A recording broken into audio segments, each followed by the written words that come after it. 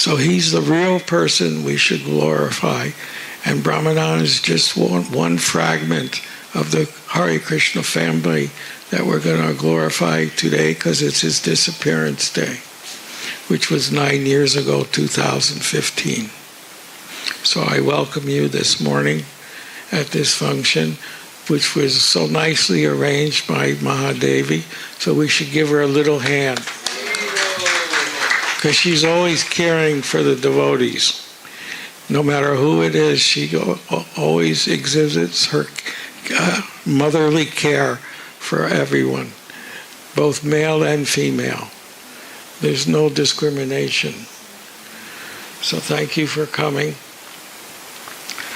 So I'm just trying to find where my programs are. Oh, first we should read a little bit what Prabhupada says about Vesh Pundit and why it's important to Brahmananda. So Srila Prabhupada says in the Gora Gandosha Deepika 71, it is stated that Vesh Pundit was the incarnation of Aniruddha, one of the quadruple expansions of Vishnu, Vasudev, Shankarshan, Aniruddha, and Pradyumna. He could dance wonderfully for 72 continuous hours. When Lord Chaitanya Mahaprabhu played in dramatic performances in the house of Srinivas Pandit, Vesh Pundit was one of the chief dancers, and he danced continuously for that length of time. Now, Brahmananda would also dance for the 3 hours that Prabhupada chanted at Tompkins Square Park, because he thought if Prabhupada would stop, then I'll stop dancing. But Prabhupada didn't stop, so he kept dancing for the 3 hours, just as Vesh Pundit danced. Sri Govindadas, an Oriya devotee of Lord Chaitanya Mahaprabhu, has described the life of Vesh Pundit in his book Gaura Krishna Daya. There are many disciples of Vesh Pundit in Orissa, and they are known as Gaudiya Vaishnavas. Then there's one more quote. Oh, it's missing. I guess that's all. Anyway, that's Vesh Pundit.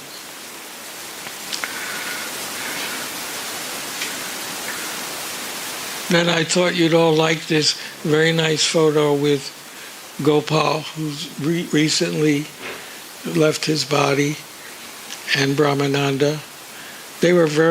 Gopal was the first Indian to join in America. And he was very dedicated to Prabhupada. Prabhupada got him married personally to a female devotee, Ekyani.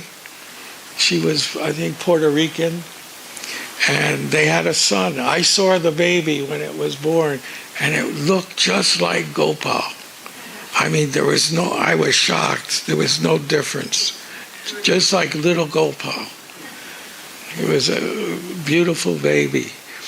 And Gopal, if you look at his letters, he was always sending some money from his paycheck every month to Srila Prabhupada. He never stopped doing that. He was always doing that. And he was a very humble, kind devotee. And he was educated. Most of the educated Indians who joined, they joined in America, not in India.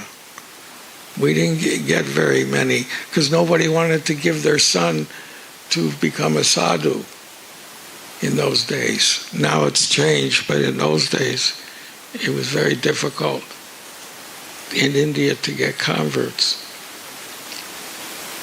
Now, where's my other? Oh, we're going to see short videos of Brahmananda.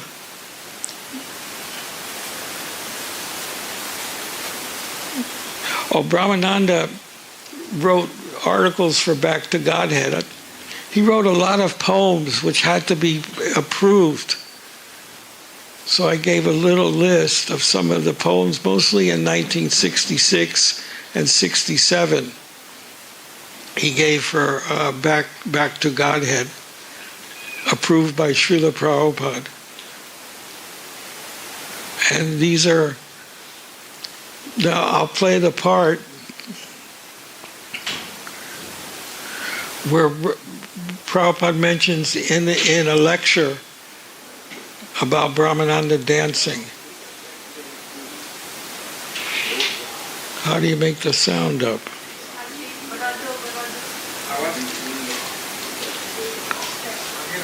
Start it over again, Gargamuni. Yeah, because it's very short. Now, you can practically see those who are old members. Louder, we So I can't hear in the began back. in this New York, that storefront, simply by chance. So, I did not guide you American boys and girls to come after. The only asset was chant. The Tom Kingston, this Brahmananda Swami, he first came, danced with my chant. He and Chidananda, that was the first dancing of our Krishna conscious movement. Yes. And I had no Vedanga. That was what is that? The little drum. So I was chanting Hare Krishna from 2 to 5, 3 hours.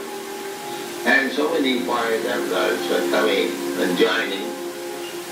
And there was first photograph in the Times, New York Times, they appreciated. And people also appreciated. So this chant, the beginning was only chant. There was nothing more. At that time there was no program of prasad distribution. That later on it came. So we should always be confident that this chanting is not a vibration of this material world. This is not vibration of material. Narottam Thakur says, Golokera prema dhana hari nama sankirtan. It is Someone's banging. from the spiritual world. That's just a little excerpt to show that Brahmananda was the first dancer. And there'll be more videos. So my mother was the first mother to come and see Prabhupada. Brahmananda was initiated in 1966 on Radhastami. I had just come, that's September, end of September. I had just come 4 days before to meet Prabhupada. So I witnessed the initiation. Prabhupada did all the initiations not in the storefront but in his apartment. He would make the fire sacrifice. And there'd be one time I remember we did a fire sacrifice and there was smoke from the bananas and the burning grains, and the fire department came. And they came with their big hoses, with their axes, ready to break the door down, and this and that. We said, no, this is a fire sacrifice. You know, somebody called the fire department. So it was a big thing. So my mother, she came, and that's where Prabhupada made us bow down and offer our obeisances. Of course, she didn't like that. She was actually shocked. And so Brahmananda talks about that. I was telling her about it. She wanted to see what. And then my brother came and joined me also. She wanted to see what we were getting into. So she came when we moved care of the kirtan. And by that time I had also already been home to visit her. And she said, we were strict vegetarian, we wouldn't eat the food that she cooked, and the pots were contaminated, she was contaminated, the whole house was contaminated. So, Thank you. What's happening here? Anyway, so she went to see Prabhupada, and Prabhupada in the room had one folding metal chair, which was meant for VIPs who couldn't sit on the floor. So this chair was put out for her, and she sat on this chair, and everyone else, Prabhupada and us, we sat on the floor. I can't eat sugar. I was asking Prabhupada, what are you doing with my boys and this and that. Hot water. I love hot So water. Prabhupada was explaining, preaching, and then at a certain point, Prabhupada asked us, I'm taking care of your sons. By that time I had left my apartment and moved into the storefront. Gargamuni also. I'm taking care of them, I'm feeding them and looking after them and providing, and actually we have no income here and so on. And maybe you would like to do some donation. And my mother looked at us and looked at Prabhupada and said, donation, I think I've already given a donation. I've donated my sons. And Prabhupada said, yes, very good. And he said, that's okay. And, but by her saying that, and it was like she gave us to Prabhupada. And Prabhupada accepted the swamp. He wanted the two sons, not the money, because he knew the two sons would produce money, and we did. Now, another important lila involving Prabhupada and Brahmananda was secretary was in Mauritius, where Prabhupada had a very serious car accident. And it was a miracle that nothing happened to him. It was actually, Brahmananda expresses what happened. You'll hear it. But Prabhupada, all of a sudden, like a second before the head-on collision, because one man was driving on the wrong side of the road, because in South Africa they drive on the opposite side as Mauritius. So that's how the head-on occurred. So Prabhupada moved his walking stick to this front and wedged it in between his body and the front chair. So when the impact came, he didn't go forward. He was blocked by his walking stick. And that happened a split second before, as if it was planned that way. So Brahmananda will talk about this.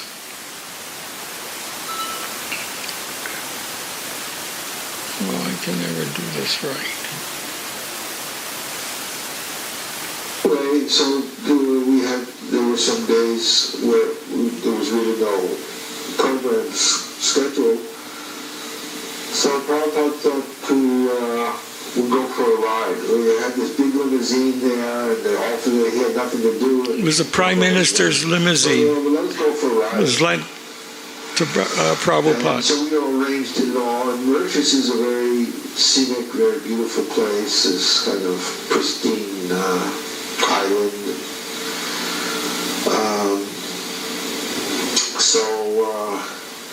Prabhupada is riding in the back seat. I'm sitting next to him. Krishna is in the front seat. The driver is driving, and we were whizzing along. It was very pleasant. These sea breezes, the beautiful ocean. sky, and everything is very nice. And these sugar canes growing. We were driving along the coastline, and beside him, Prabhupada had his cane. And Prabhupada was enjoying it very much. Had the window down and the fresh air. And he was sitting cross-legged on the seat, in the back seat. And so Prabhupada was enjoying, and then at a certain point, I didn't realize, I didn't notice it then, but later on, Prabhupada spoke. At a certain point, Prabhupada just took the cane and put it like on the floor, and was holding it like this with his two hands. Just after taking the cane, we just made it turn on the corner, around the bend, and immediately, there was not a second to react. It happened so fast, head-on collision. What it was, when we found out, a tourist from South Africa was driving on the wrong side of the road, and that was it. So we just hit. When there was boom, head-on collision, and everyone in shock. The driver, he's full of blood. He's just I don't know what his condition. I'm pushed to Krishna. The glass shattered. He's wounded, blood. I also, my arm gashed. Prabhupada had blood on his dhoti, his knee, and my first reaction, which was a little bit maybe inappropriate, I just put my arms around Prabhupada and just held him. It was just so shocking. And Prabhupada didn't say anything. And then Krishna was out of it. I was the only one who could function. Somehow I just got out of that car. The other car was a Volkswagen. It was a man and a woman, and the woman, she was like unconscious, and the man, he was getting out of his car. And anyway, I realized I got to get Prabhupada out of here. And I didn't know where we were, and I didn't know where our house was. I didn't know anything. And anyway, then after a while, a car comes by, and now Mauritius, of course, is it's an Indian place, and there are very few Western or white people. So anyway, this other car, the car that we had, there were white people. The car that also came, there were white people there. So anyway, I tried to stop the car. The car just went right by. They didn't want to. They saw this accident. Didn't want. Anyway, then another car came by. And this time, I stood in the middle of the road.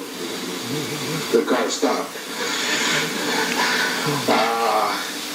So the car stopped, and I went up to the people in the car, and I said, "Please, we need help. My grandfather." I don't know what to say. I said, "My grandfather is injured, an old man. Please, you have to take us to the nearest hospital." So they said, "Okay," but they also saw the other car with the woman. The woman they saw Prabhupada, they saw he was an Indian. Then they see this woman, she's unconscious, she's full of blood. Prabhupada just had a little bit of blood, but she was really bad. Volkswagen, head-on collision. So, and then the other man wanted, for his wife, he wanted attention for his wife. So we were competing, and so they were saying, well, maybe we should take her first, because they didn't have much room. And I said, no, you take us. And the other man said, no, we want to go. And I just slapped the car. I said, "You're taking us, and you're taking us right now, and let's go." There's no... So they said, okay.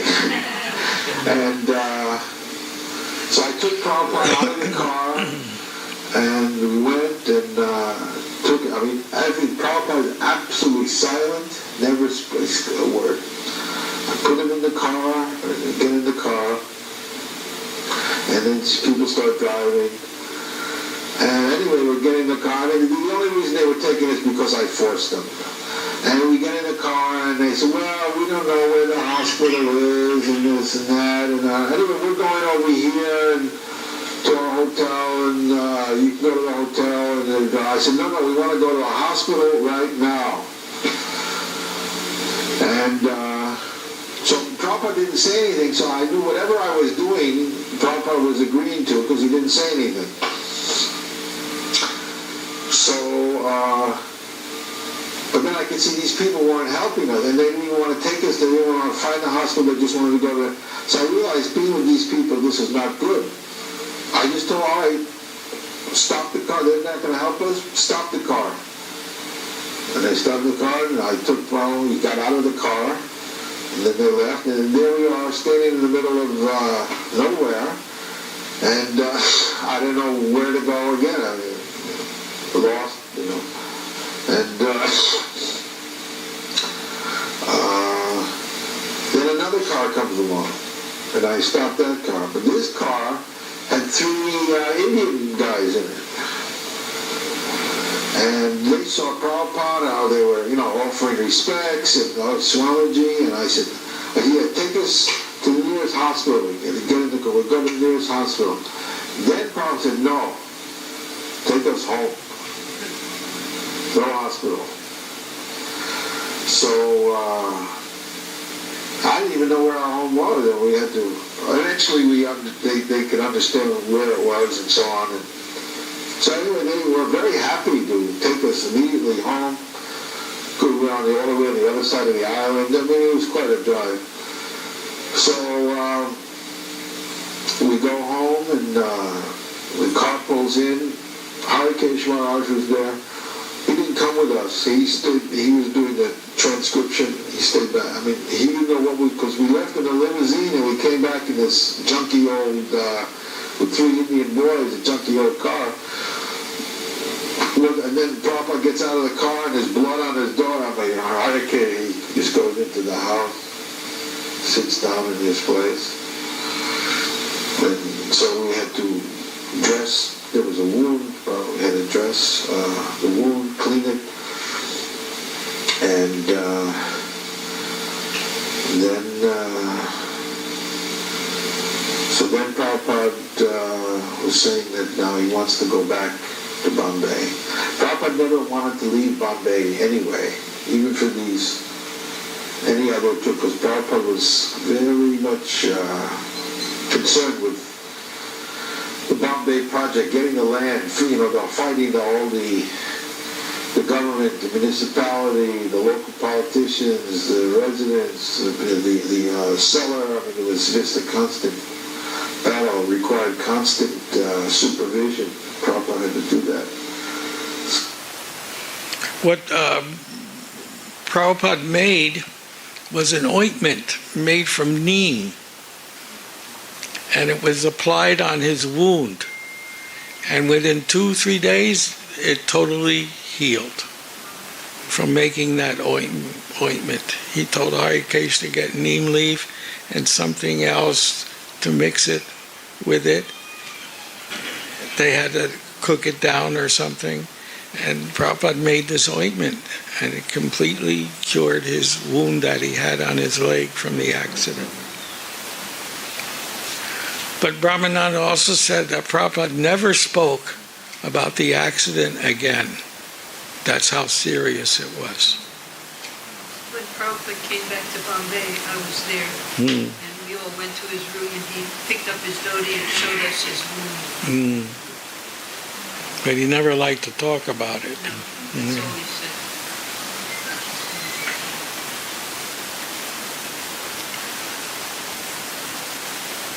So Brahmananda, on the 40th anniversary of this Krishna Balaram temple, Brahmananda was the MC, and he makes about this Krishna Balaram temple that it's mentioned in the last chapter of the 10th canto that Prabhupada translated, the 13th chapter of the 10th canto. And it's very interesting what Brahmananda says that's in the Bhagavatam at this 40th anniversary. But I want a specific answer. What Prabhupada said, actually he wrote in his purport, Srimad Bhagavatam. Prabhupada says, who created? First of all, creation, what does creation come from? Lord Balaram. Huh? Lord Balaram. No, well, what prompts creation?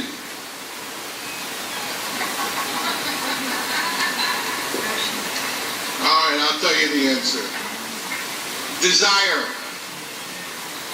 First you have to have desire, then you create the thing. So, in Srimad Bhagavatam, 10th canto, chapter 13. Chapter 13 is stealing the boys and calves by Brahma. What's the significance of this chapter? Stealing the boys and calves by Brahma.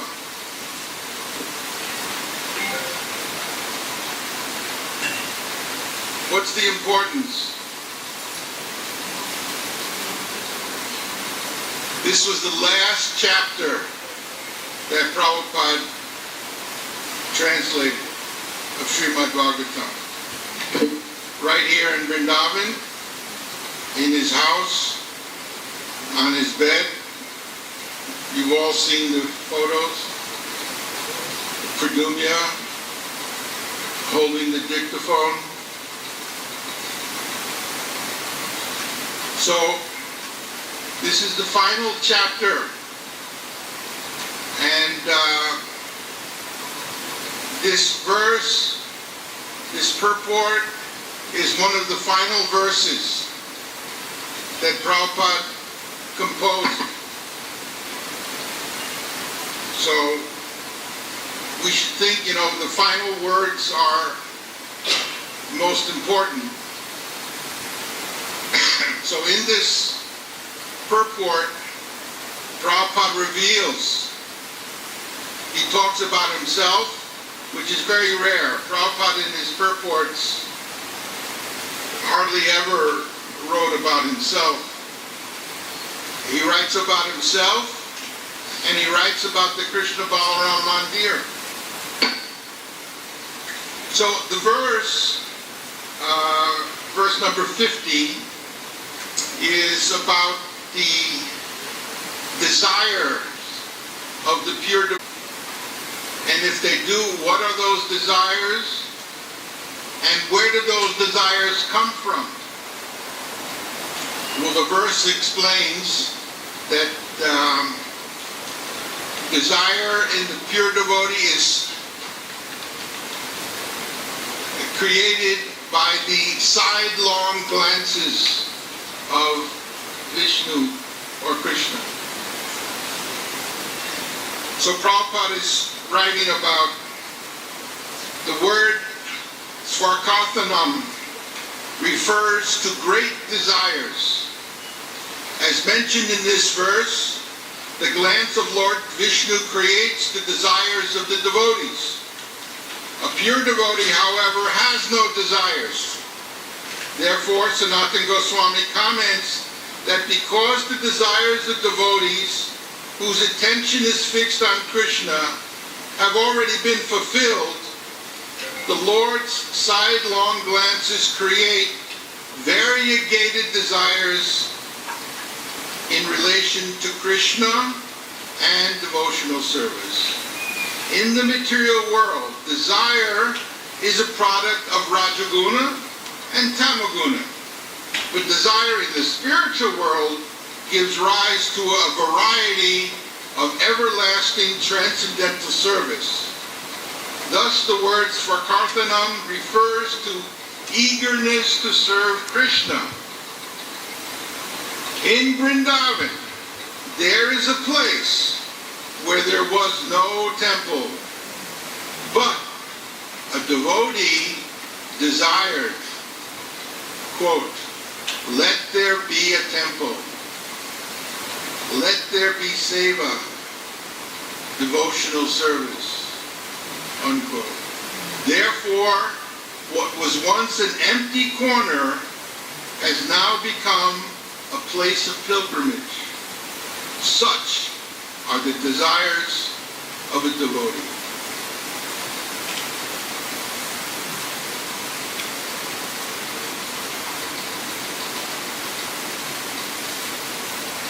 So,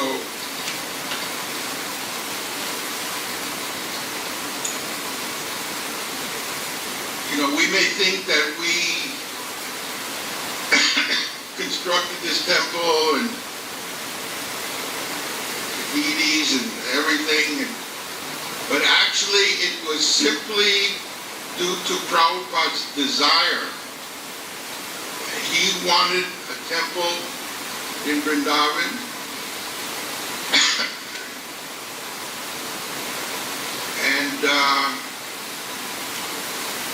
and it was created. Simply even this phrase, "Let there be a temple." You know where that comes from? It's a biblical phrase in Genesis. Because Prabhupada, he read the Bible at Scottish churches. "Let there be light," and there was light. "Let there be creation," there was creation. "Let there be a temple," and there was a temple. So it was, Prabhupada he refers to himself as a devotee. He doesn't, in the third person, he doesn't even refer to himself in the first person.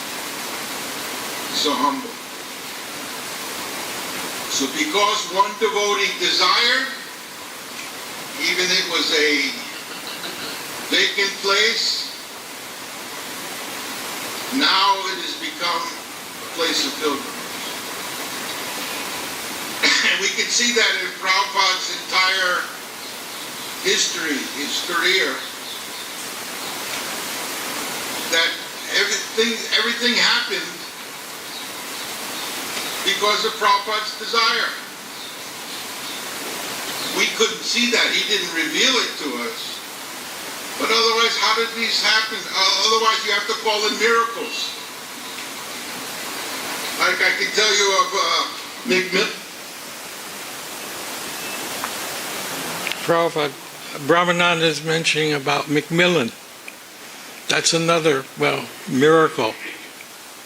How the Bhagavad Gita got published. I mean, that in itself is a fabulous Leela of Prabhupada. Because Brahmananda was put in charge of publishing all the books at that time, 1966, 67. And he had sent samples of the manuscript to every single publisher in America. And we got not one response. There was no response. Meanwhile, at the same time, in December 66, one gentleman came, Mr. Coleman, and wanted to record Prabhupada chanting. Because he went to the park, Tompkins Square Park, and saw the Swami chanting. He said, "I want to make a record." But Prabhupada wasn't very interested. He wasn't interested in records because they listened to one record, then they listened to another record. So what's the sense? But the man said, "No, but you can speak." "Oh? You can speak?" Because this man made records that people could speak on. He made a record of Malcolm X and some other famous people. He was a small record producer. So meanwhile, this record was going to be recorded, but Prabhupada didn't have a mridanga. The night before, an African man came with a wooden mridanga, and we asked if we could borrow it for the recording. He said, "Oh, sure." I mean, it's as if Krishna brought the mridanga. I mean, our favorite words in those days, Krishna provides. Because we saw it happening in our very own eyes. Things that shouldn't have happened, happened. Somebody all of a sudden brings a mridanga, and it was one of these big heavy ones with blocks of wood that you could change the sound of the drums. And Prabhupada played with it and practiced, and right away he knew how to play it. And so we took that and made the recording. And it came out perfectly without any rehearsing or anything. I don't know if you've heard that record before. Brahmananda wrote Mr. Coleman and had one sent here. It's in the museum. You'll see it.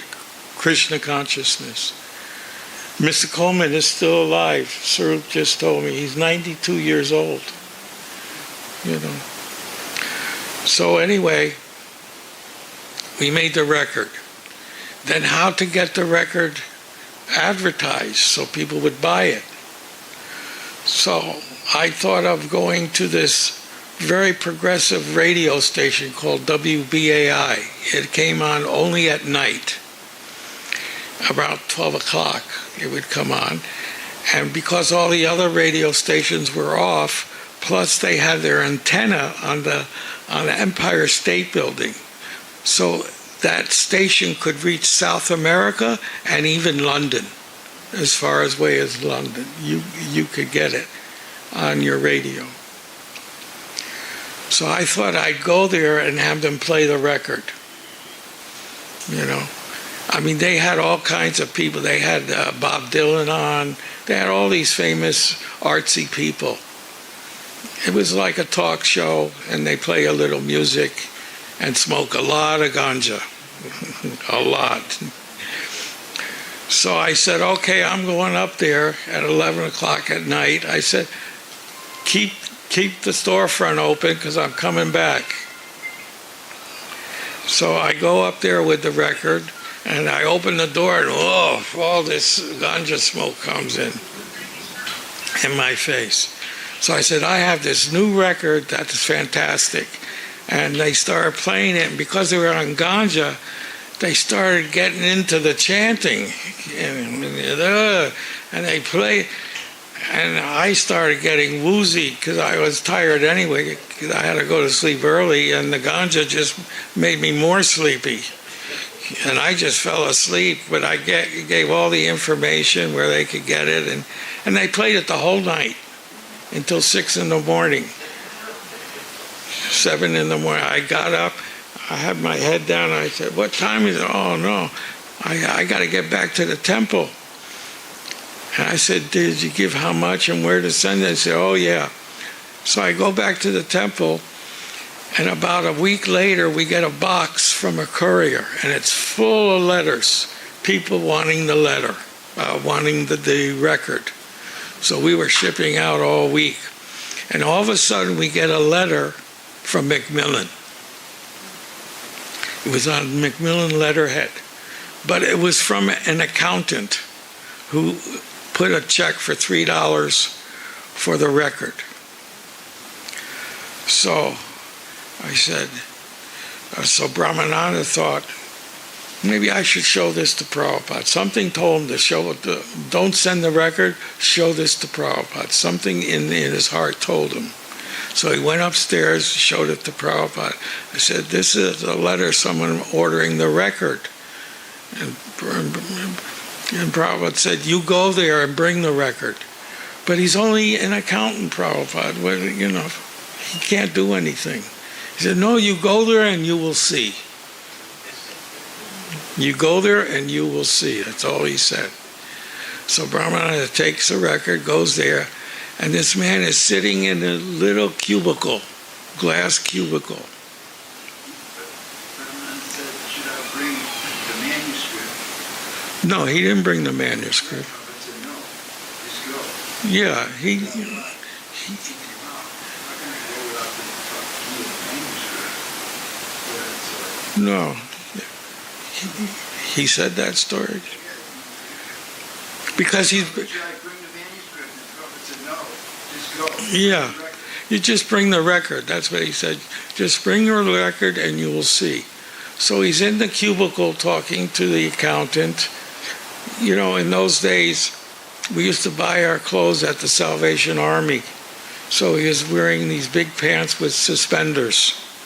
And so this very well-dressed man, his name was Adam Wade, he was in charge of the Oriental catalog from Macmillan. So he just comes walking into the office with all these cubicles, and he sees a strange man with a shaved head, with a little thing on his head, sitting in an office with the accountant. Well, why is that? So he goes inside, and he introduces himself. And Brahmananda explains, I have this record, I'm just bringing this record.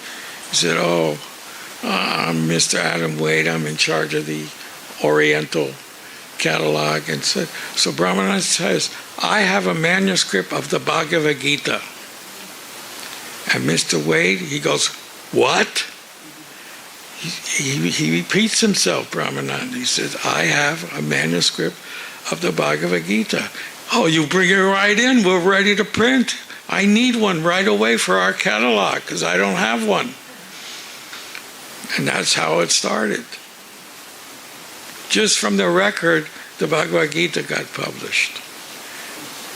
But it took a little while because we had to cut down the manuscript from 800 pages to 250 pages for a paperback version. But Prabhupada, he accepted. Now we'll put out the paper and later on we'll do the expanded version. And before any of the stores did, we got the Bhagavad. And I put them in the stores before Macmillan did. I went right out to all the stores and they were selling like hotcakes. They were selling very well. They were only $2, they were $2.95 for a pocketbook version, and the hardback version was $5 or $6.95. It was very cheap in those days. And we bought them from Macmillan for $1.60. So we were able to wholesale them to the bookstores. So I sold them to about 10 or 12 bookstores, and they were selling. So that's how the Bhagavad Gita got published. So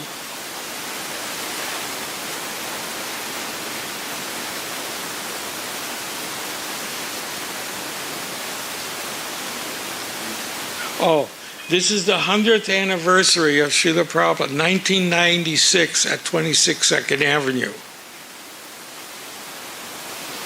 So Brahmananda speaks short.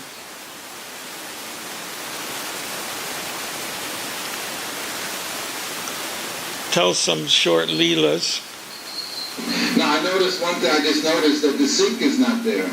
There was a sink there. So that sink was very important. There used to be a sink right there. Prabhupada used to sit right here on the platform because when Prabhupada would cut the apple, the sink would be on that corner where the window is, a big sink. Skin it just. That's where I took my bath every morning. And it would be passed around. Because Prabhupada said that. And he would just put it in and chew. Because Prabhupada, we didn't want to use Prabhupada's bathroom to take bath. So Prabhupada told us if you clean the 9 holes of the body, it's as good as taking bath. So at the sink, we would clean the 9 holes of our body. And it had a little drapery, so you had privacy. And right alongside of it was Prabhupada's Vyasasana. So Brahmananda tells the story about that sink, why it was important. And then somehow he was able to separate the core and the skin and so on. And then he would lean back and just spit the whole thing right into the sink. And everyone said, wow. No one did that. See, Prabhupada, when he would cut the apple prasadam in a little basket in the front there. And then when he would eat his, he wouldn't eat the skin. He would only eat the inside of the apple. And he was able to spit right into the sink. And people saw that and said, wow. I mean, right in public, there were 20 people in there listening to the lecture, and they never saw anything like that before. We never saw anything like that. But Prabhupada was expert. Just like when he took prasadam, he never touched his fingers to his mouth, to his lips. He would take it, make like a ball or something with the dal and the rice and the subject, and throw it into his mouth. He would never go like this, never. And so he did things like that that we couldn't do. I tried to throw it and I hit the back of the wall. I couldn't do it at all. Nobody could do it. So Brahmananda is explaining that. So that sink is not there. They should put a sign. This is the sink, which Prabhupada used, as like a spittoon.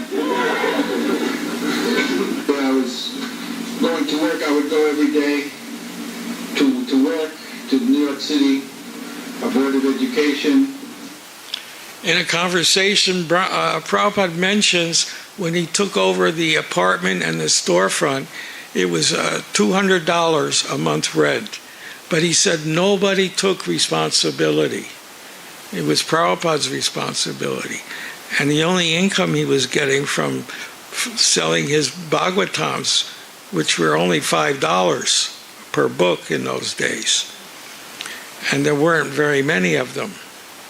And he would get some odds and ends. When he'd pass around the basket, when people would take the apple, they would put in a quarter or $1. I mean, there was nothing, If you look at Prabhupada's diary, his personal diary, he would say, donation $3.75 or something. I mean, there was nothing. So nobody took responsibility. But Prabhupada says when Brahmananda came, I got relief, because Brahmananda would give his full paycheck, $400 a month. And that paid for the rent and the gas bill and the telephone bill. So he took responsibility. And that's why Prabhupada made him the first temple president in 1966, in November. And that's when I applied for the tax exemption from the IRS. In November, we got the tax exemption, and that made Prabhupada a bona fide minister of religion recognized by the federal government, which in turn stopped us from getting drafted into the army to go to Vietnam and fight. We didn't have to go to Vietnam then, by 1969, because everybody was getting drafted. If you didn't have a job and weren't going to school, you got drafted. I got drafted. Tamal got drafted. Everybody got drafted. Some people had to leave America, like Jayapataka, Achyutananda. They left America. I mean, it was Achyutananda who went to India to get away from the draft in '67. Well, I got out because of Prabhupada.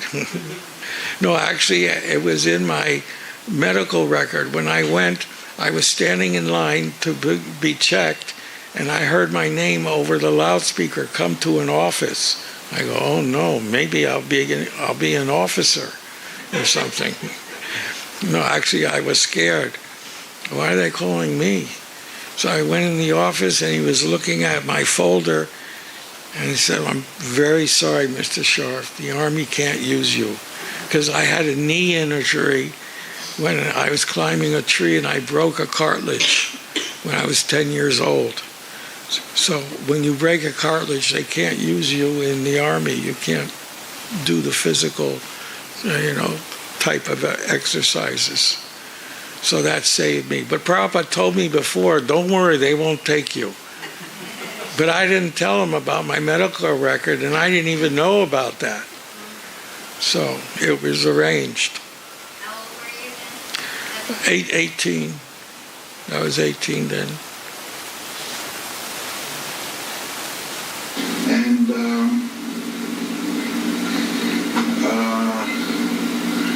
one day I saw there was a newspaper just lying there in the subway. I wasn't reading I'd stopped reading the newspapers. There was a New York Times, and there was a picture of Dr. Radhakrishna. And I just snatched it up. I started reading, and it was Dr. Radhakrishna retires. He was the president of India, and Dr. Radhakrishna was important in the early days in ISKCON because Prabhupada used his translation of the verses to read the verse when he would give class. And Prabhupada said the verses were 95% correct in translation. But he said, don't read the commentary. So we all would go out and buy Radhakrishna's Bhagavad Gita so we could follow Prabhupada's what verse he was on.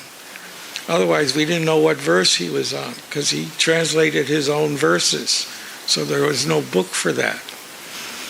And so Dr. Radhakrishna was very important.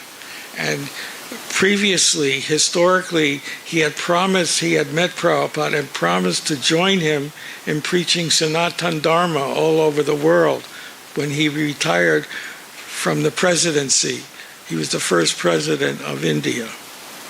So that's why it's mentioned. I ran back to the temple with it to show to Prabhupada because Prabhupada had been telling us all about Dr. Radhakrishna. He had so much contact with him, and he had asked him to join in this movement. And Dr. Radhakrishnan was the Paka Mayavadi, the deluded scholar, who said not to Krishna, the unborn within Krishna. And Prabhupada said so many things. And but Prabhupada had told us that he had invited Dr. Radhakrishnan to preach Krishna consciousness. And Dr. Radhakrishnan told Prabhupada, when I retire, then I will do it.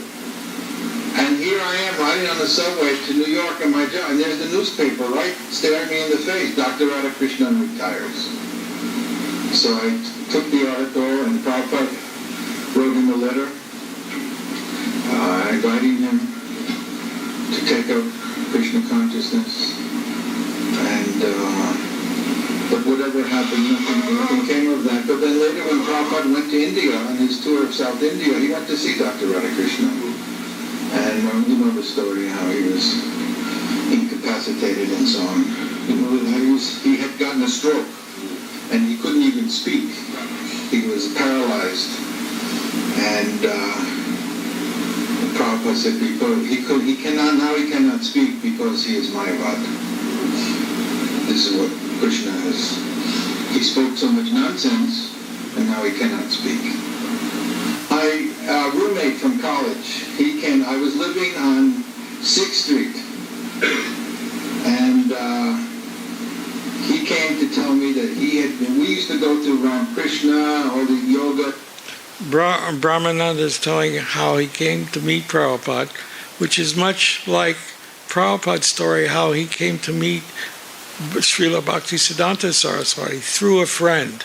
So Brahmananda met Prabhupada through a friend of his, a college friend. The same as Prabhupada. Places together, and he said, I just went to a very Swami, but very unusual. They would be singing and dancing. We were into meditation, singing and dancing. And he said, and he had a big tape recorder. It was a tape recorder, because we refused to wear a wristwatch, because we didn't want to know what time it was. Those were the hippie days. So, We were against anything electronic time. except guitar. But he said Allen Ginsberg was there. So he was our hero. So I said, oh, I have to go. So then I came here, I walked over, and I came here and sat right back there at the door, and I remember Prabhupada coming in, the door opened, and Prabhupada came in, and as he came in, he was to get up on the platform, but instead he just stopped, and he turned, and he looked right at me. And I'll never forget that. It's like burnt into my memory that Dinanda is saying hello. Okay. So, anyway, Prabhupada once asked me, he said, how did you join? So, I told Prabhupada the story. It's a very important question. How did you join? I mean, even Prabhupada was interested to know how we joined. He asked me once, this is many years later, he said, how did you join? Maybe it was just you. No. So I told him, my friend, yeah, I guess so. He said, I told him that my friend told me about you, and I came, but he didn't join. And Prabhupada said, oh, same with me. And then he told the story how his friend, I think Narendranath Mullah, brought him to Bhaktisiddhanta, but then he did not join. Prabhupada joined. So then Prabhupada told that story.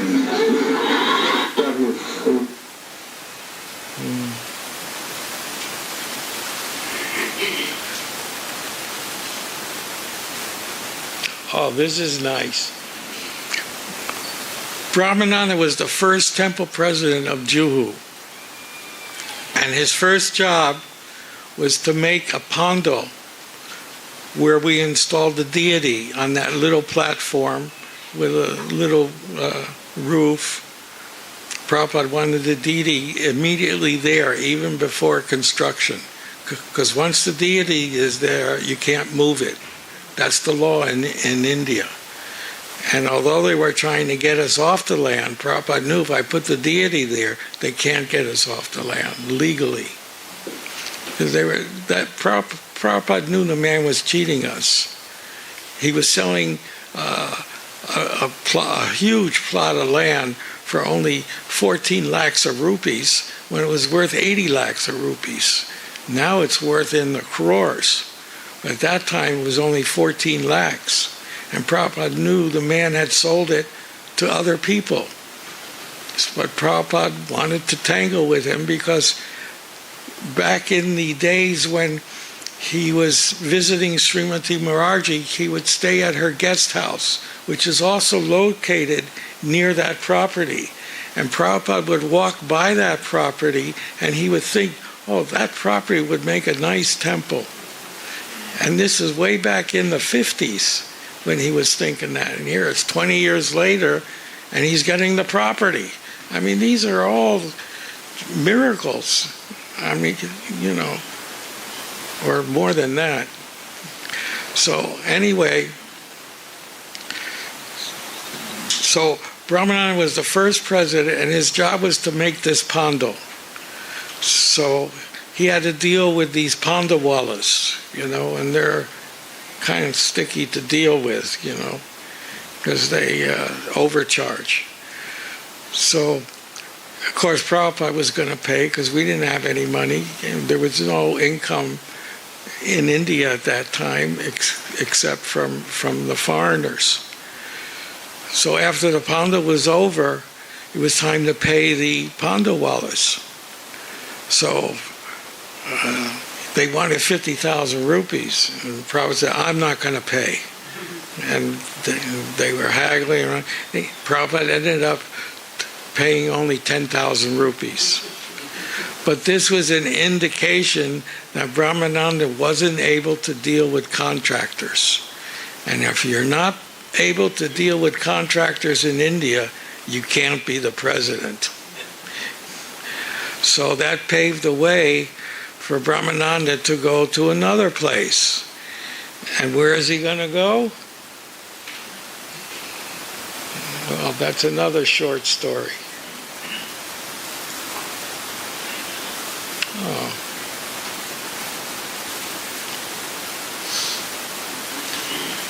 And it's a very interesting story.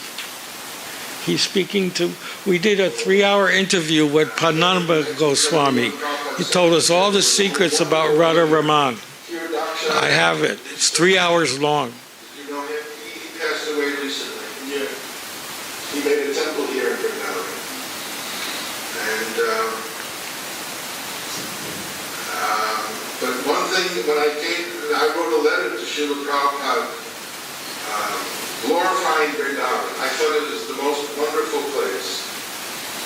And I wrote Prabhupada a letter saying how nice Vrindavan is. So Prabhupada's reply to me was not, he said that it's very nice that you're appreciating Vrindavan, but better, maybe he saw that I wanted maybe to stay in Vrindavan.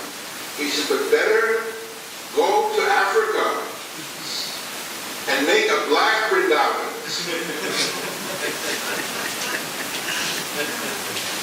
So that's how Brahmananda from Juhu got sent to Africa, to Nairobi, where he started the first preaching safari.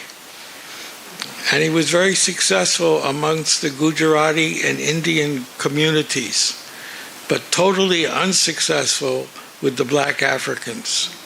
In those days, they weren't so educated as they are now, so it was difficult to preach to them. And they were influenced by Christianity and other philosophies. So it was very hard for Brahmananda to preach in Africa. So it was actually Prabhupada who started the African preaching in 1971. Because Prabhupada told the Indian community, you have no future in Africa unless you make the Africans Krishna conscious. And that happened in Tanzania when that crazy Amin, that dictator, he kicked out 60,000 Gujaratis out of his country in Uganda, not Tanzania. Tanzania was the Chinese were there. They were mixing, getting married Chinese with Africans and making a whole new race there. Brahmananda said a new kind of race was formed there. So anyway, it was in Uganda. He kicked out all these, so that was proof that the Indians had no future, because they were the economic backbone of most of the African countries in those days. Now it may be a little changed. So you have to make the Africans, but Brahmananda didn't know how to do it. So Prabhupada called the Indian leaders and said, you rent a hall at the university and you advertise it all over the city, Krishna conscious. And Prabhupada drew the poster, how it should look. I have the copy. You know what Prabhupada used? Which I saw in 1966. When he would get letters, he wouldn't throw away the envelopes. He would cut the envelopes and make paper out of it and use it for writing. And he made the poster what it should say and what it should look like for the Nairobi program. And this was used, and it was a tremendous success, and that started the African preaching was Prabhupada. He started the African preaching. And then they had people joining, and very soon they had their own Sankirtan party going out on the streets of Nairobi. So that's how Africa started, and Brahmananda started that. So then Brahmananda tells a story about Prabhupada's stroke. This is a very nice story. I mean, it may not be nice, but it's nice the way the outcome came and how Prabhupada started his daily morning walks. It was due to this crazy doctor who said, the old man sits too much. He should get out and walk. Do something. He prays too much, he said. So Brahmananda tells the story. It's a nice story.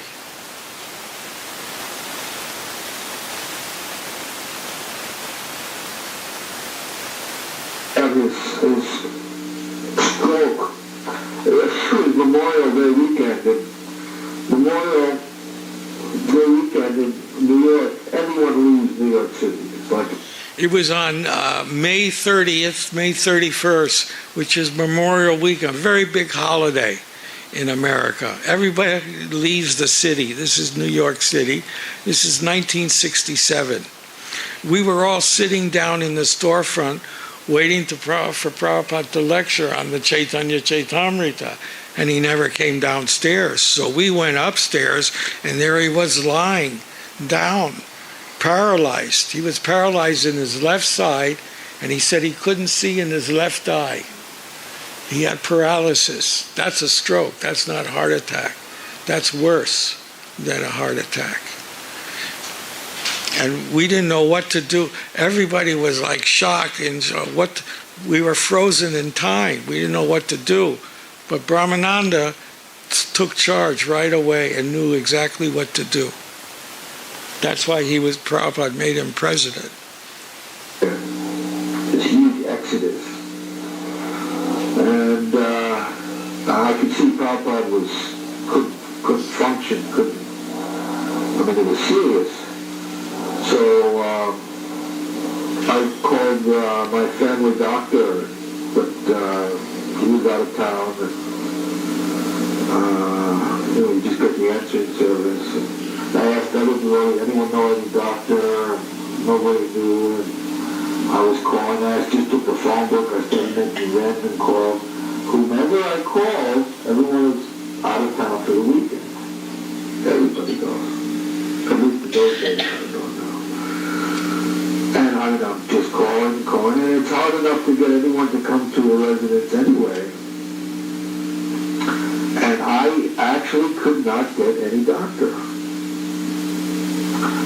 And, it was either bringing Prabhupada to a hospital, they didn't want to do that, and ultimately I just got some kind of doctor's referral service, municipal thing. And eventually I was able to get through them some doctor. And finally the doctor came. And he was this little old, I guess maybe Jewish guy. And he comes in. Of course we didn't ask him to take his shoes off. But yeah, we're all standing in our we used to wear these jeans and t-shirts and barefoot. And, he walks in, there's no furniture, and just a carpet, and there's this old Indian man. He couldn't figure what's going on here. And there's Prabhupada sick, and everyone's walking around, Krishna, Krishna, he just couldn't understand. So it took him a time just to understand what's going on here, then what the speaker was examining Prabhupada. And he was a very kind of boisterous type of person, and he examines Prabhupada, and then, with the stethoscope, this, that. And then afterwards he goes outside, and so we asked him, so what's wrong? He said, well, I think the old man, he prays too much.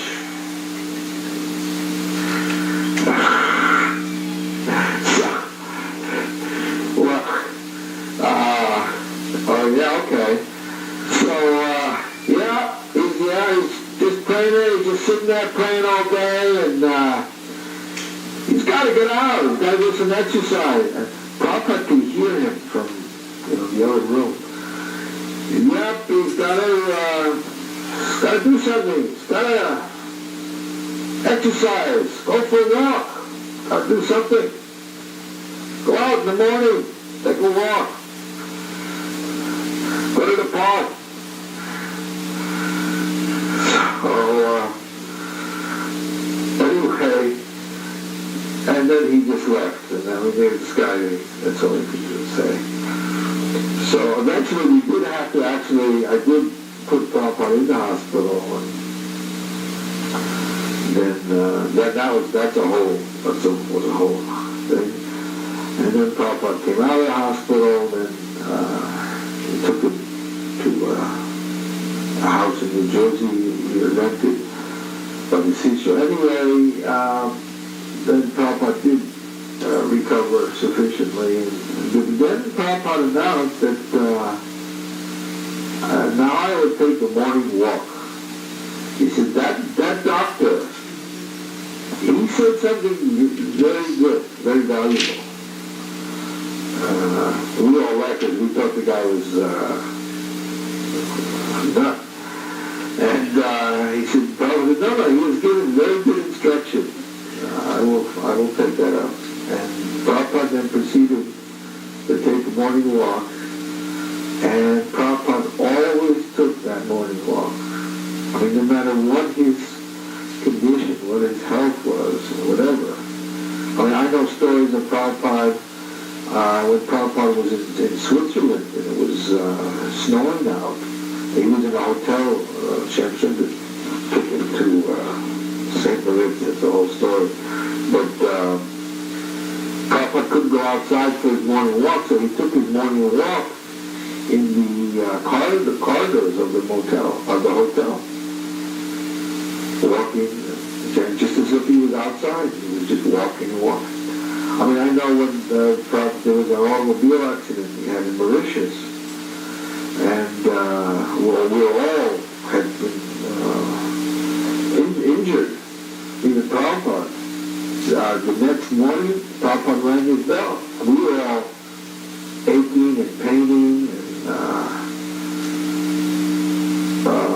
Prabhupada, he was injured even more. And on his leg and so on, he rang his bell. We're going morning walk. And we were like hobbling, and but Prabhupada went on his morning walk. And Prabhupada was also, he was much older than we were. Because, you feel, when there's a big tension like that, you feel the next day, all that adrenaline, it gives you a lot of pain. So when Prabhupada went on his morning walk. So Prabhupada followed that instruction. Even Shem Shunda told me the story. He was with Prabhupada, and one time he was so exhausted from, Prabhupada traveling and jet lag and this and that, and he just collapsed practically in Shem Shunda's arms. And Shem Shunda had to lay him in the bed and watch him through the whole night. He was so weak. And he fell asleep near the bed. And in the morning, he felt someone hitting him with a stick. And it was Prabhupada with his coat on. He said, "It's morning walk. It's 6 o'clock. Get up." As if nothing happened. So Prabhupada always took his morning walk, despite all health risks.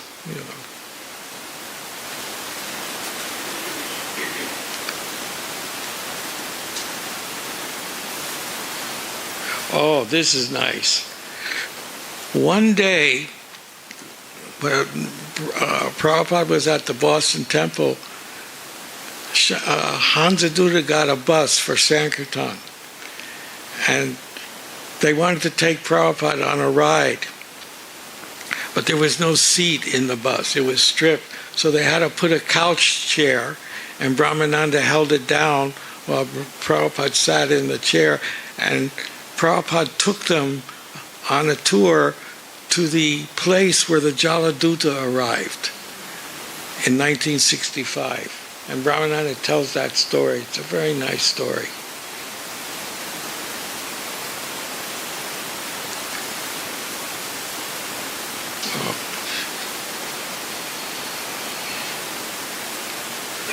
Hans Duda had just gotten a bus, kind of an old school bus.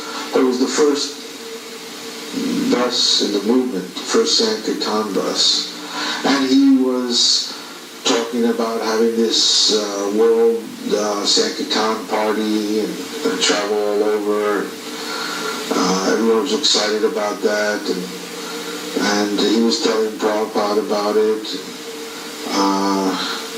So Prabhupada said, when Prabhupada would go on the morning walk, Prabhupada said, one morning he called Hans Duda and said, let us go for a ride in your bus. And Hans Duda was, oh yes, so he was all excited. And but then when we went out to the bus, we realized Hans Duda, they had taken all the seats out of the bus. It was just this floor. He hadn't yet done anything with it. And the Prabhupada couldn't sit like that, but there was no seat. So I got some chair from the temple, some kind of a chair. So what I did is I had to hold this chair down there was no way of attaching it to the floor. I had to hold it on the floor, and Prabhupada sat in the chair. And all the devotees piled into the bus. Everyone was very excited. And where we're going to go, a ride with Prabhupada. So, when Prabhupada started giving directions, I think Brahmananda was driving, and Prabhupada was giving directions, turn here, go on this road. And he was driving, and Prabhupada said, all right, now turn here. And in this way, Prabhupada was giving all these directions. And everyone said, where are we going? Nobody knew. No one was bold enough to ask Prabhupada where we're going. But Prabhupada knew where he was going. And we're going throughout Boston, and Prabhupada's giving directions. The devotees were all chanting 100 beads. And we go to the downtown area. And finally, we come to the waterfront, dock area. And boom, there we are, Commonwealth Pier. And actually, no devotees had ever been there or even seen it. Prabhupada didn't tell us so many details about, so he was always talking about Krishna. So, and even when we got there, we didn't really fully realize where we were, but this was actually the place where Prabhupada had first entered America. And so anyway, Prabhupada started walking, and we were all clustered around him. The devotees were walking on this big pier, and these big roads, and there's kind of all these warehouses are there. Factories and so on, and we're walking amidst all these big buildings, and Prabhupada was preaching, and as he always did on his morning walk, and then he was talking about pure devotional service, very important, pure devotional service. And of course, the word unalloyed, Prabhupada would always use this word, unalloyed. And it's kind of an exotic, this unalloyed devotional service. Because unalloyed, of course, unalloyed means alloy, it means a metal where you have alloys. An alloy is metal made up of many different kinds of metals. And Prabhupada was always saying unalloyed. So that meant without many metals, just one metal. So, and Prabhupada was preaching, and he was talking about unalloyed devotional service to Krishna and Lord Chaitanya and so on.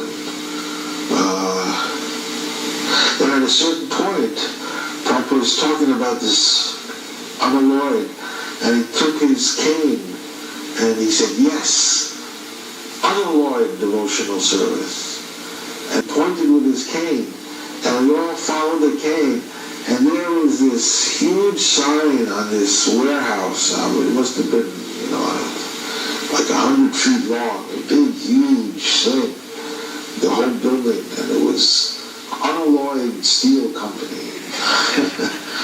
And we all looked and said, yes, unalloyed. And Prabhupada was using this word, unalloyed. I mean, that was probably one of the first sites he had. And Prabhupada used that in his preaching. And then he took us there and showed us, unalloyed devotional service. Very simple instruction, but he used it, he made it so graphic. Just like a teacher would use on a blackboard and write the word, and take the pointer and show. But we were like that. Prabhupada used to call us his students.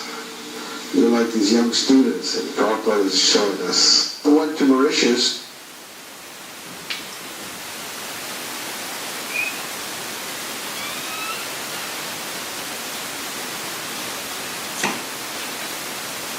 So this shows Brahmananda in the early days at 26 2nd Avenue. It's a short clip.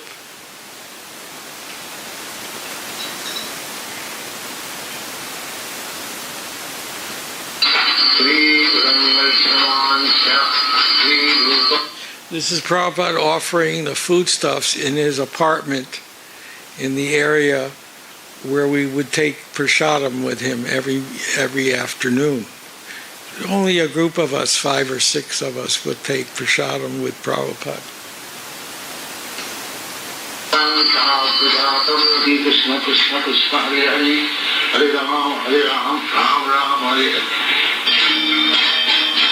This is Brahmananda here. This is me. This is Jodharani. I practice my Krishna consciousness by chanting when I work and on my way to work. And this is what we ask all good people to try chanting. Try it when you wake up in the morning. Try it on your way to work on the subway. I know I chant every day on the way to work on the subway. Other people are kicking and shoving. I'm chanting. I enjoy my subway ride. This is Satsvarupa. This is Damodar. Harigriva. And now we're going to go uptown to St. Mark's Place to do our kirtan and spread joy and peace to the people of New York. We invite all our friends to join us. Hare Krishna. This is the matchless gifts. This is the old yin-yang drum somebody donated. We use on Sankirtan.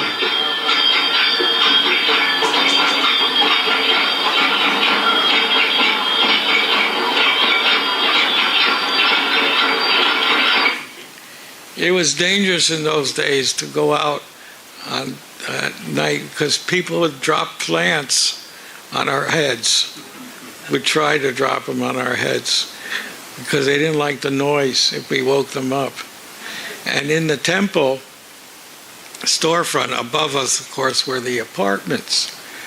And so if we were chanting too loudly, then somebody above us would turn on the bathroom water in the tub and overflow the tub, and the water would start dripping from the ceiling. And we had to hurry and bring 5 or 6 pots and catch the water, or Kirtananda's rug that he brought from India would get damaged from water. So Prabhupada always had to say slowly. It means quiet. The guy who did that, he became a devotee for some time. Oh, he did? He came to Portland. He told us he was the one who poured the Oh. He always used, he did it mainly on weekends because he wanted to sleep late. Because Prabhupada would start his program at 7 o'clock in the morning, which, I guess was early for him. So he would always do that to us. So we had and then people who were high, a lot of the people who came were high on LSD or marijuana, and they would make the kirtan race with their bells or something. And Prabhupada always had to slow down the kirtan and start all over again. 1, 2, 3. Nobody could get the 1, 2, 3 right.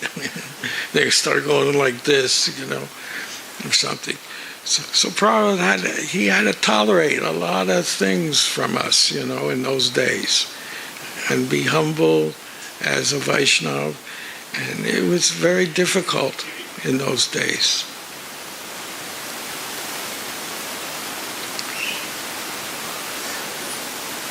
So I think I got most of the important things. So if you want to start the offerings, or? Okay.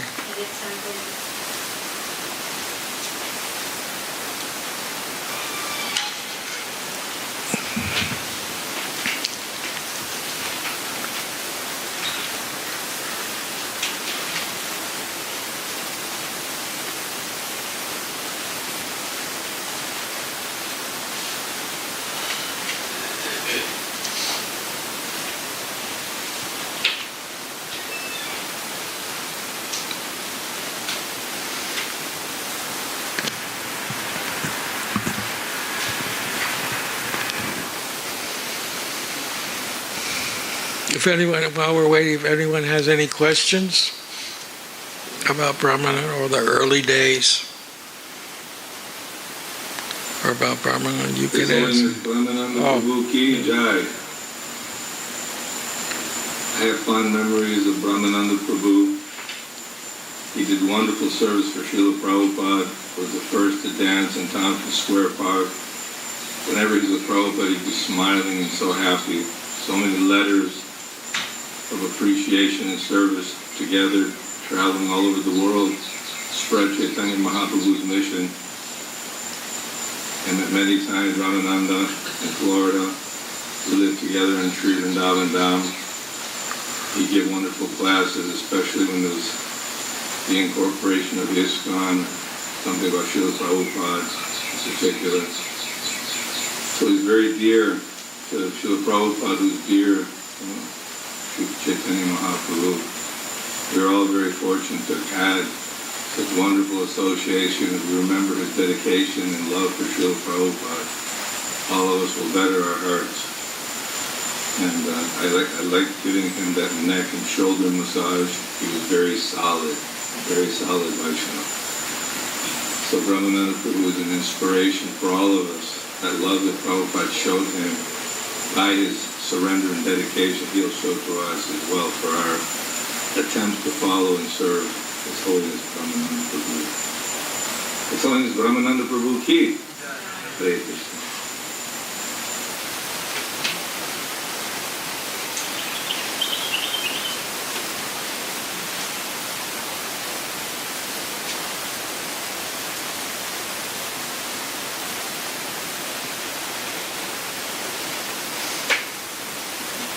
Oh, we're going to go back on?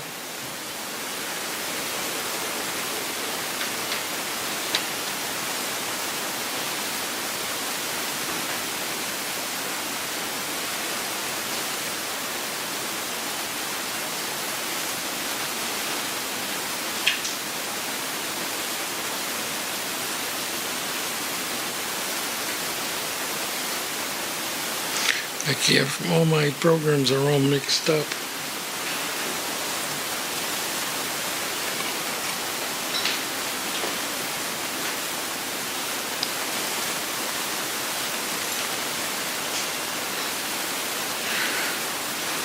So Prabhupada, when we were in India, he always referred to us to the dancing white elephants. But nobody ever knew what that meant. So Brahmananda, he did some research and he found out exactly what that means. So Brahmananda says, so Srila Prabhupada, when he brought us here to India, I'm looking out today, I'm seeing all these very happy, bright and brown faces, and I'm thinking what Prabhupada, when we came here, what he called us. You may know. What did Prabhupada call us? Dancing white elephants. Now I did some research about white elephants and what that means, and I found out that the term actually comes from Thailand, where they have many elephants there, and every once in a while there is an albino born. That's a white elephant. So when a white elephant is born, it is considered very special, and the white elephant is treated very special, not like the other elephants. He's pampered. He's kept very nicely. And we were like that in India. We always stayed at the nicest life members' houses, served luxurious foods, lots of cashews and dried fruits. And we were pampered. Prabhupada was taking care of us because he knew we came from a different culture and we weren't used to the Indian way of culture. So the thing is, of course, elephants are used to work. In the logging industry, the elephants pull the logs and push them, and they work very hard. But the white elephant, they don't work. They don't put him to work. They just keep him. So the thing is that it's very expensive to maintain the white elephant. He has to be given special treatment and all kinds of facilities and so on. Whereas the yellow elephants don't have this. The yellow elephants, all they do is work. But the thing is, the white elephant doesn't produce anything. We didn't produce, we just danced and ate. That's all we did, was dancing and eating at life members. In fact, Prabhupada made a joke one time in Calcutta, and he laughed so hard. I never saw him laugh and cry at the same time. He said, we are now International Eaters Association. We simply eat and make members. Because back in the Gaudiya Math days, they had to go and preach, go to someone's house and preach and make a member. And here we were just going to life members and eating off of silver plates and making members just by eating. He said, we are now the International Eaters Association. And he laughed so hard, tears came in his eye. I mean, we started laughing too. The white elephant is actually useless, and we were useless in India, totally useless.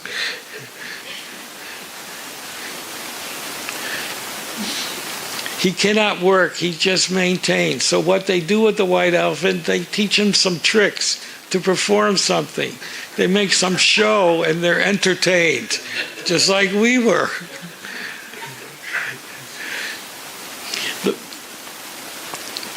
They find it very entertaining to see the white elephant dancing. The black elephant, nobody cares to see the black elephant dance, but the white elephant, oh, that's very good. But the problem is that the white elephant can't do anything else. So it's very apt description, I think, when we came to India. We could not do anything. Sometimes we thought we were maybe doing something.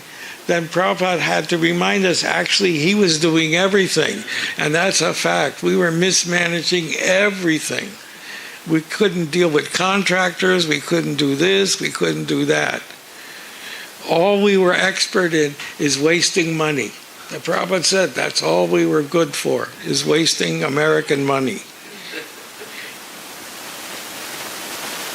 Oh, now how do I get rid of that? Oh.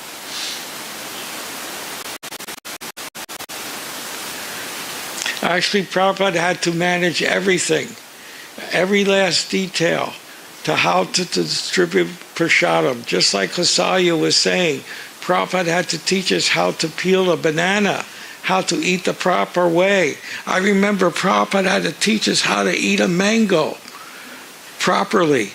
We used to take the Alfonso mango and squeeze it, and you squeeze it and squeeze it and squeeze it, and then you bite the tip off, and then you suck the juice out, and then you peel it and eat it.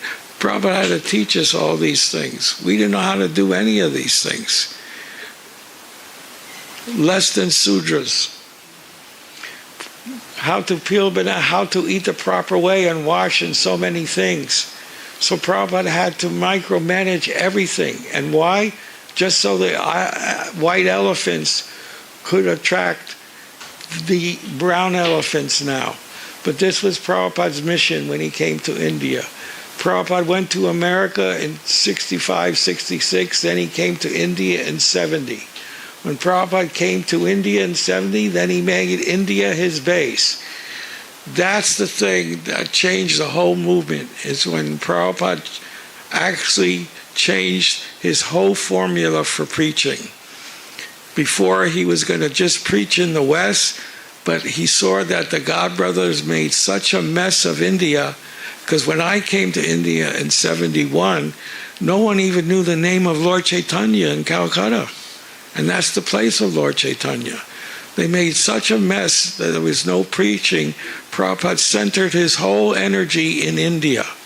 Not only his energy, but his money. From 1970 to 77, he spent most of his time in India, and occasionally would visit the foreign countries for preaching. When Prabhupada came to India in 70, then he made his base. He stayed in India. From India, he would go out and visit the West. So India became the actual preaching ground. Actually, Prabhupada called it saving the Sampradaya. He was saving the Sampradaya because the Sampradaya was lost in India. There was no more Gaudiya Vaishnava in India before Prabhupada came.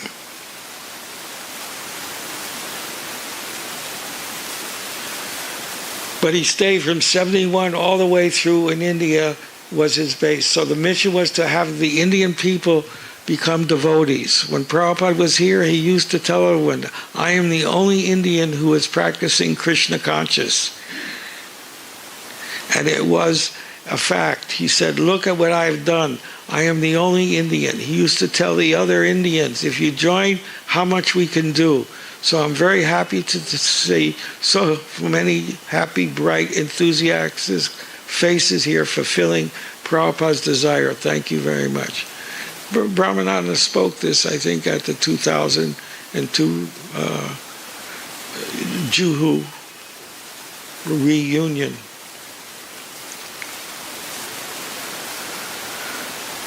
Oh, this is a nice story. There's a video of it. I think I put it on my Facebook the other day, of Brahmananda. In Calcutta, I used to make silver-plated items for all the temples in America. All kinds of silverware for offering